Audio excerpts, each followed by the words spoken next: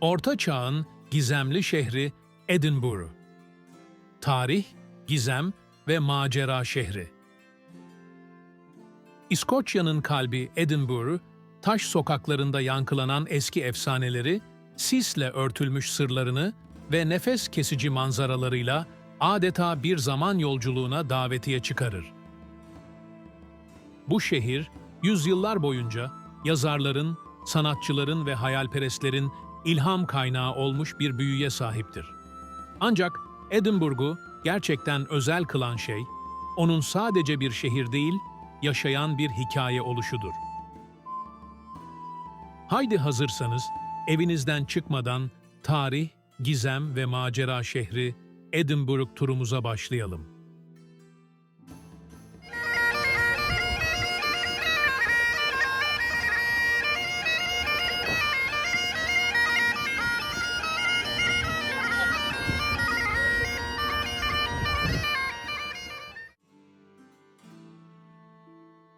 Şehrin tepelerine kurulmuş olan Orta Çağ'ın gizemli şehri Edinburgh Kalesi, yalnızca mimari bir şaheser değil, aynı zamanda İskoçya tarihinin en kanlı ve kahramanlık dolu sahnelerine tanıklık etmiş bir sessiz bekçidir.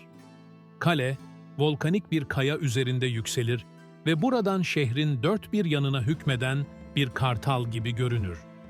Söylentilere göre geceleri, kalenin taş duvarlarından yankılanan savaş naraları ve fısıldayan hayaletlerin sesi hala duyulabilir. Bu büyülü atmosfer, kalenin koridorlarında yürürken ziyaretçilerin hayal gücünü harekete geçirir.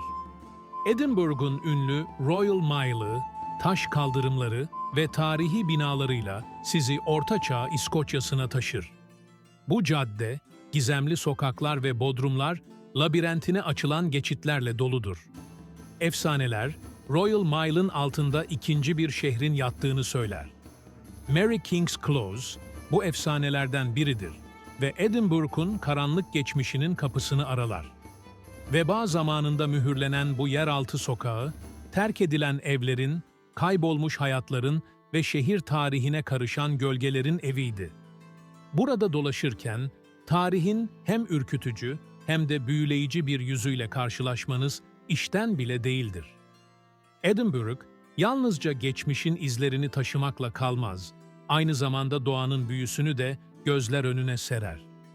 Arthur's Seat, şehre bakan antik bir yanardağ zirvesidir. Zirveye yapılan bir yürüyüş, yalnızca nefes kesici manzaralar sunmakla kalmaz. Aynı zamanda sizi doğanın kadim sakinliğiyle buluşturur. Birçok kişi, burada İskoç masallarındaki perilerin ve devlerin izini sürdüğünü iddia eder.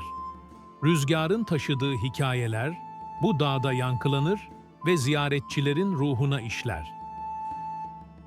Güneş battığında ise Edinburgh bambaşka bir ruha bürünür. Şehir, gece turu meraklıları ve hayalet hikayesi avcıları için bir cennettir. Greyfriars Kirkyard, yalnızca huzurlu bir mezarlık değil, aynı zamanda birçok hayalet hikayesinin merkezidir. En meşhurlarından biri, Bobby isimli sadık bir köpektir. Sahibi öldükten sonra, mezarının başında yıllarca bekleyen Bobby'nin hikayesi hem trajik hem de büyüleyicidir. Ancak mezarlıkta Bobby'den daha uğursuz ruhların dolaştığına dair anlatılar da vardır. Bütün bu tarihi ve mistik unsurlar bir yana, Edinburgh aynı zamanda çağdaş bir kültür merkezidir. Dünyanın en büyük sanat festivali olan Edinburgh Fringe Festivali, yaz aylarında şehri bir sahneye dönüştürür.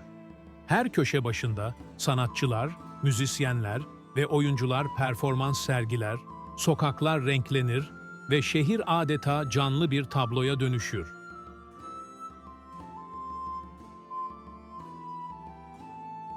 Edinburgh aynı zamanda cadı yakmaları ile de oldukça ünlüdür.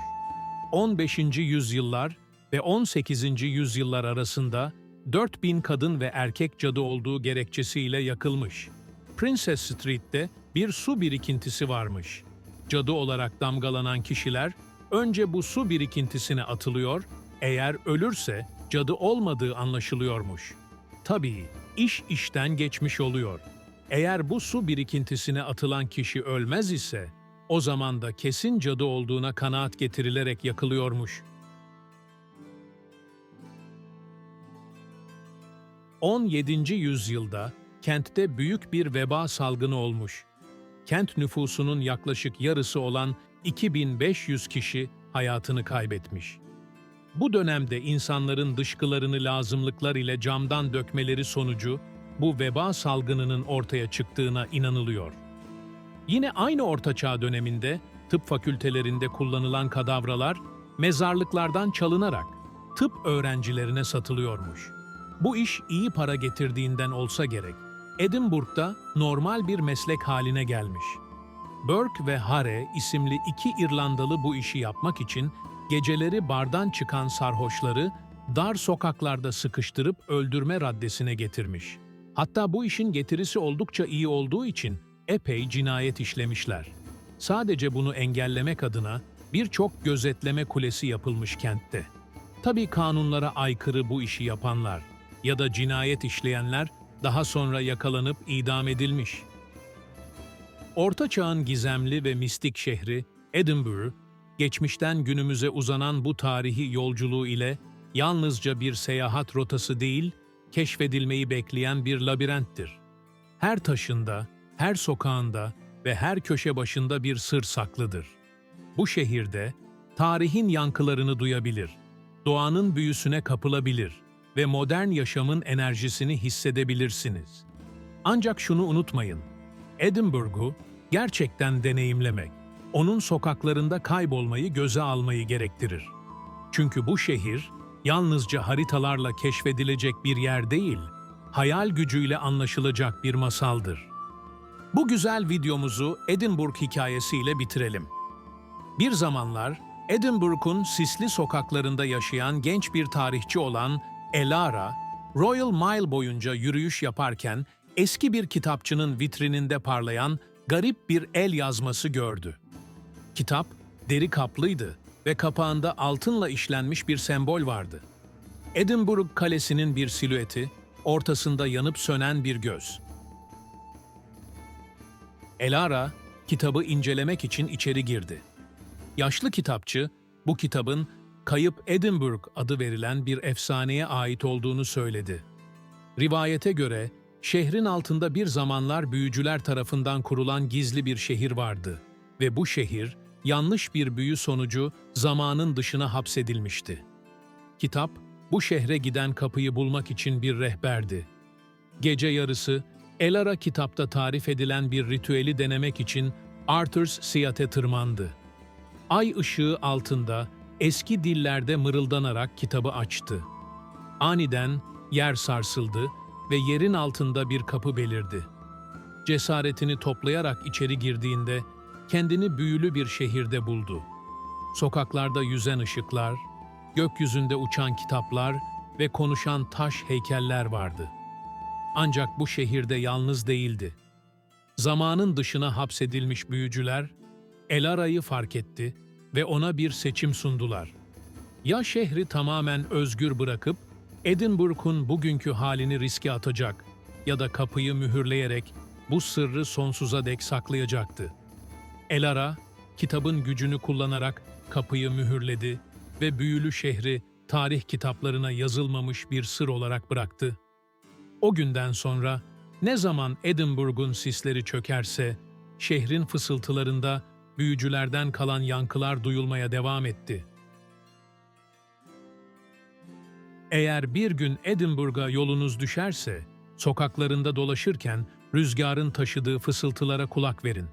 Kim bilir, belki de bu büyülü şehir size kendi hikayesini anlatacaktır. Videomuzu beğendiyseniz, beğen tuşuna basarak kanalımıza abone olabilir ve bildirimleri açarak yeni videolarımızdan ilk siz haberdar olabilirsiniz. Bir sonraki videoda görüşmek dileğiyle, hoşça kalın.